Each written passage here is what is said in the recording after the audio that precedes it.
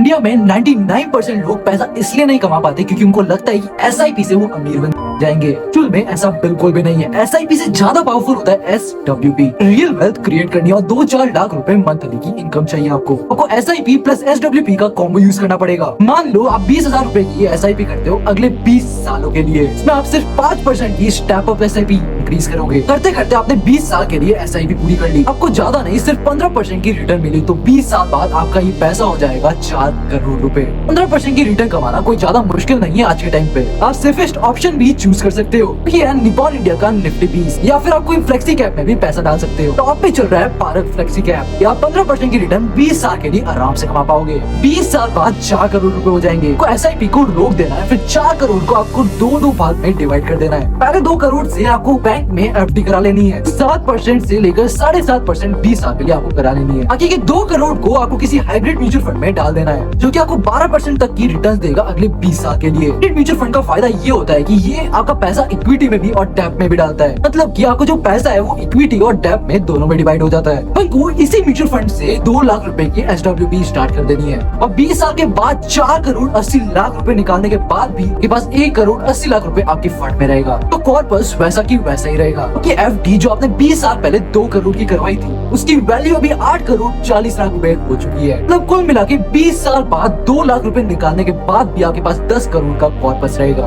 कहते हैं financial freedom. अगर आप भी अपने दोस्त को ऐसे ही अमीर बनते हुए देखना चाहते हो तो उसको अभी ये रील शेयर कर दो।